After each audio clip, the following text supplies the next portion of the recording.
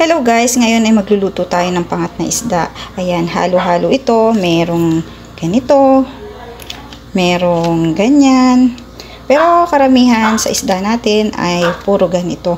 Masarap to, isdang dagat. Pero hindi ko alam ang tawag. At ayan, ipapangat natin siya sa sampalok. Murang sampalok lang ito. Ayan, masarap ito, pampangat ng isda. Mas malasa siya.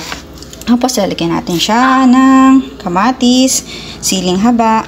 Medyo konti lang lalagay natin kasi medyo mahal ang ating gulay. Sibuyas na puti ang ating ilalagay para medyo manamis-namis siya.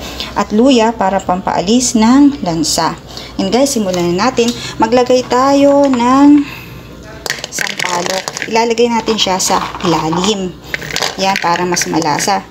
Maglalagay din tayo sa ibabaw mamaya para malasa talaga siya. Ayan. Maglalagay tayo ng mga ingredients sa ilalim para manuot yung lasa niya. Yan. Hahatiin natin sa ibabaw at sa ilalim yung ating gulay para malasa siya.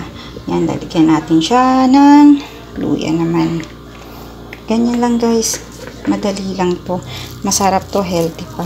Gustong gusto to ng mga bata, ng mga anak ko. Lalo na yung sabaw. Si Winwin, sinisip-sip niya yung pagluto na yung sampalok. Mahilig sa maasim.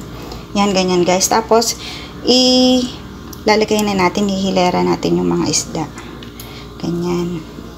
Ganyan lang guys. Oh. Yan, tapos, saka natin siya isasalang mamaya. Yan. Oh. Ganyan guys. Yan, salamat at may mga nagtitindang isda dito. Dumadayo siya galing ng ano pa to? Ng dagat. Tinitinda nila dito. Tamo, makakabili ka na dito. Ang mura lang. Ganyan guys. Ayan, meron pang isda na may guhit. Di ko rin alam. Pero alam ko isdang dagat to. Ayan, tapos pag nahilera na natin, lalagay natin uli yung mga nilagay natin sa ilalim ng ingredients para mas manuot yung lasa niya. Yan. Mas maraming sampalok ay mas masarap. Para masarap yung ating sabaw. Yan, gustong-gusto nila yung sabaw nito kasi maasim-asim. Lalo na pag may sipon ng mga bata na mahusay ang magpakainin natin sila na mayroong vitamin C na natural na prutas at gulay para gumaling agad sila. Ayan, lalagyan na natin yung kamatis. Yan yung ating kamatis. Malinis naman po yung aking kamay, naghugas po ako.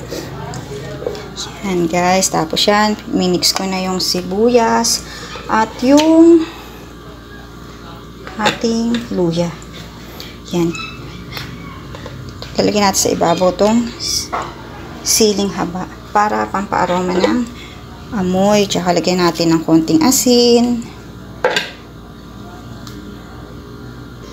Ayan, pag nalagay na natin lahat ng ingredients niya, nalagyan na natin ng asin. Hindi ako naglalagay ng patis kasi medyo maalat to. Kaya dito lang, lalagay lang tayo ng konting asin para tansyado natin. Tapos lagyan natin siya ng tubig. Ayan. Depende sa inyo kung ganong karaming tubig ang gusto nyo. Kung gusto nyo konti lang ang sabaw at gusto nyo maraming sabaw, dagdagan nyo ng tubig. Ayan. Ako, ayan, maglalagay pa tayo. Yung mga anak ko kasi gusto nila maraming sabaw, kaya magdagdag tayo ng isa pang tasa. Ayan guys, isinalang na natin siya sa apoy. Hintayin na lang natin siyang maluto, kumulo, ayan guys, kumukulo na siya, luto na. Yan, ang sarap ng sabaw. Wow. Ang daming sampalok. Guys, comment nyo nga kung anong isda to. Please comment below sa comment section. Thank you guys for watching. God bless.